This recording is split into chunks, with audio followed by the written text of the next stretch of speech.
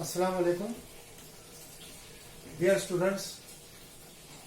आज हम लोग थर्मोडायनेमिक्स का सेकेंड पार्ट देखेंगे। जो इससे पहले हमने जहाँ पे लेक्चर कंप्लीट किया था उसमें हमने देखा था कि स्टेट फंक्शंस क्या होते हैं और स्टेट फंक्शंस के चेंज होने से क्या होता है। हालती तफाउल यानी टेम्परेचर, प्रेशर, वॉल्यूम, कंपोजिशन, इनमें से कुछ भी बदला तो निज़ाम की हालत चेंज हो जाती है। तो निज़ाम की हालत जो चेंज होती है उसी को हम प्रोसेस बोलते हैं।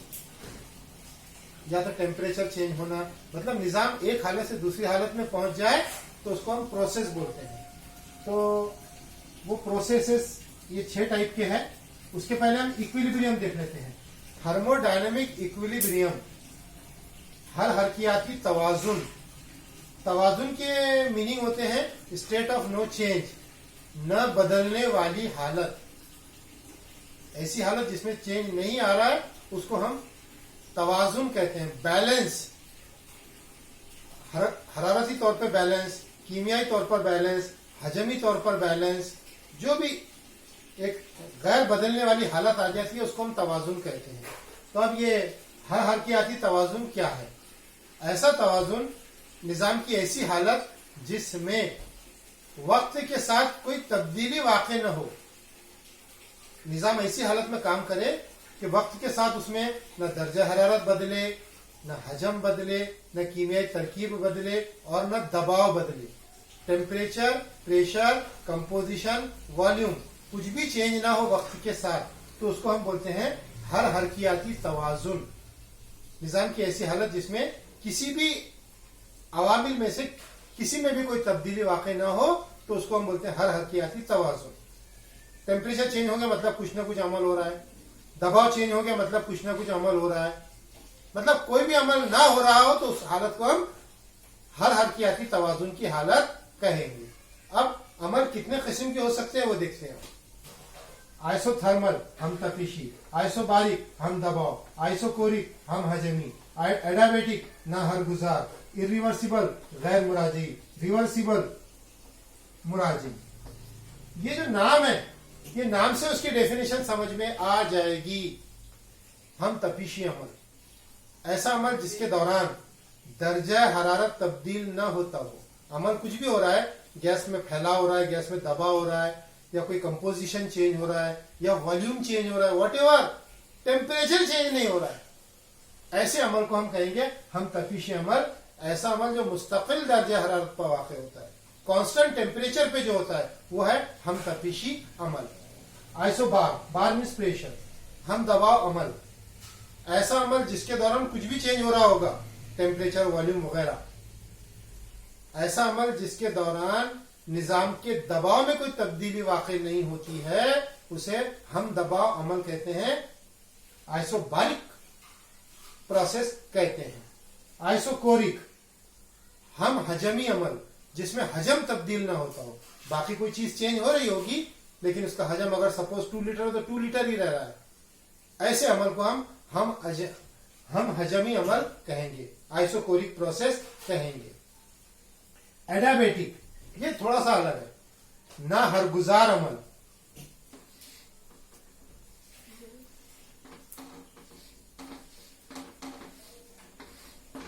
एक सिलेंडर, उसमें गैस भरी हुई है, गैस में अगर एक्सपांशन होता है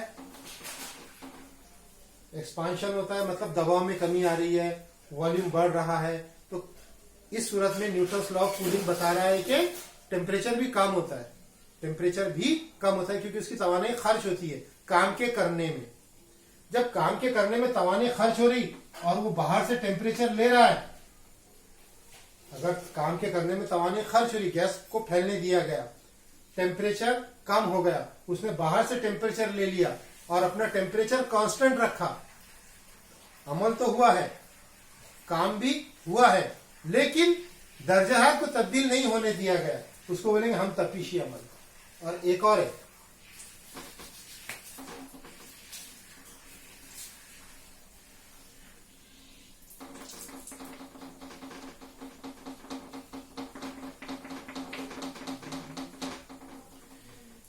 एक गैस को एक्सपांड होने दिया गया, फैलने दिया गया, लेकिन उसको थर्मस फ्लास्क में रखा हुआ है, बाहर से हरारत गुजर नहीं सकती। गैस काम कर रही है या गैस के ऊपर काम हो रहा है, वट एवर, गैस को दबाया जाएगा तो टेम्परेचर बढ़ेगा, गैस को फैलाया जाएगा टेम्परेचर कम होगा, वॉल्यूम बढ़ेगा। लेकिन ये बाहर से हरारत का लेन देन नहीं कर सकती। Heat exchange is prohibited, heat exchange is prohibited, रोक दिया गया, हरारत गुजर नहीं सकती इधर से उधर। ऐसी सूरत में ऐसा होने वाला अमल एडामेटिक प्रोसेस कहलाता है, ना हरगुजार अमल कहलाता है। ऐसा अमल जिसके दौरान निजाम और माहौल में हरारत का तबादला मुमकिन नहीं होता, उसको ना हरगुजार अमल बोलते हैं। ना हरगुजार अमल में टेम्परेचर चेंज भी होता है, नहीं भी होता है, टेम्परेचर बढ़ता भी है, कम होता है। क्यों? क्योंकि वो निजाम काम कर रहा है अपनी खुद की ताकत के बलबूते पर, अपनी ताकत खर्च कर रहा हो, फैला हो रहा है। अगर उसको दबाया जाए तो उसको खुद की उसको एनर्जी मिल रही है, लेकिन वो बाहर दे नहीं सकता, बाहर से ले नहीं सकता, हीट के फॉर्म में, हरारत के फॉर्म में।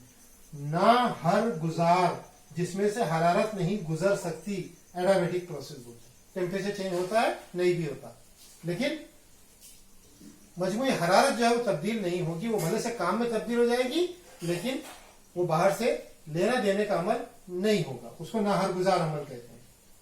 उसके बाद इरिवर्सिबल प्रोसेस, गैर मुराजी अमल।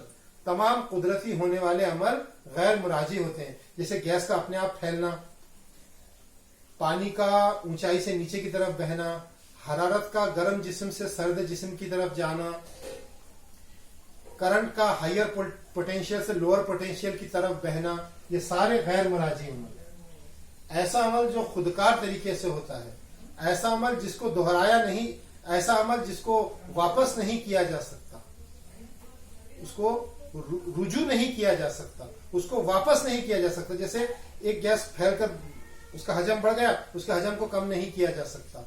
दो चीजों ने आपस में अमल किया है, तीसरी चीज तैयार कर दी है, वो तीसरी चीज वापस ये दोनों चीजों में तब्दील नहीं हो सकती, वो गैर मुराजी अमल।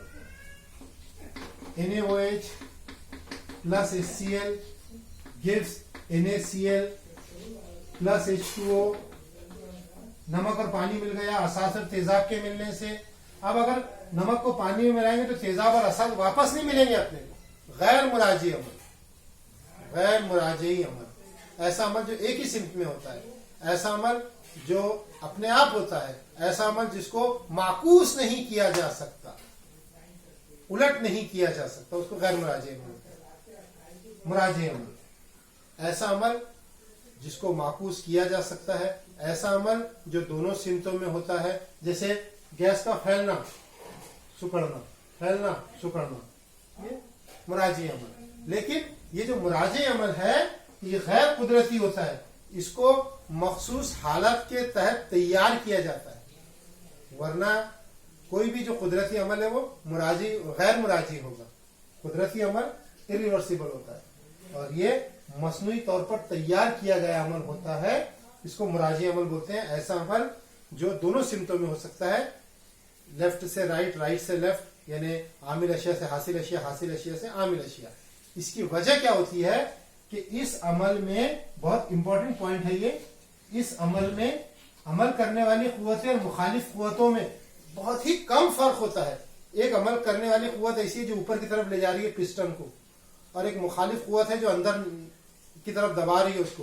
तो ये ऊपर ले जाने वाली कुव्वत और नीचे आने वाली कुव्वत दोनों में तकरीबन एक जैसे होती है, बहुत ही मामूली फर्क होता है। ये मामूली फर्क हो गया तो वो फैलना शुरू हो जाएगी, ये मामूली बढ़ गया तो वो दबना शुरू हो जाएगी। मतलब जिनमें दोनों प्रोसेस एक साथ हो सकते हैं, ऐसे अमल को हम मुराजी अमल कहते हैं, माकूस अमल या मुराजी अमल कहते हैं। ठीक है, टाइम। अब एक छोटा सा पॉइंट बताकर हम यहां पे इसको क्लोज कर देंगे।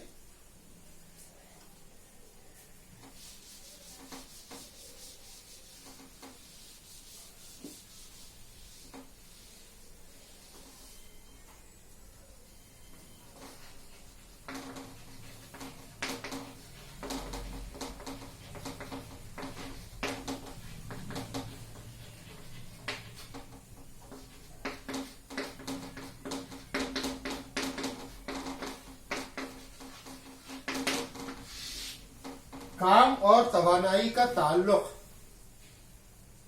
यानी जब भी कोई काम होता है कोई मशीन के जरिए या इंसान के जरिए, अगर कुछ काम हो रहा है तो मतलब तवानाई खर्च होगी, तवानाई खर्च होगी तो काम होगा, काम होगी या कभी कभी काम के जरिए भी तवानाई तब्दील हो सकती है या तवानाई के जरिए काम तो होता ही है। जैसे एक स्टीम इंजन में स्टीम फैलती है तो इंजन चलता है।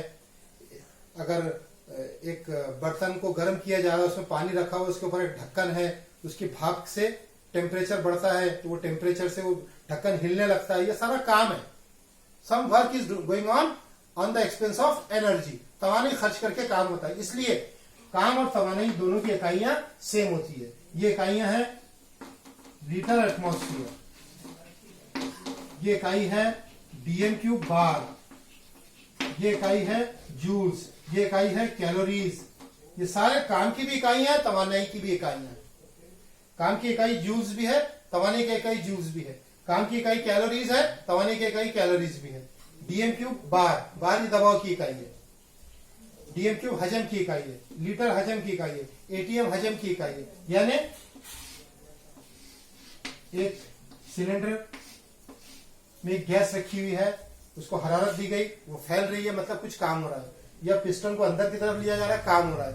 तो काम हो रहा है हजम में तब्दीली की बुनियाद पर, दबाव के खिलाफ, दबाव की वजह से। इसलिए इसको लीटर एटमॉस्फेयर भी बोलते हैं, डीएम क्यूब और बार भी कहते हैं। तो कुछ पॉइंट्स आप लोग नोट कर लो।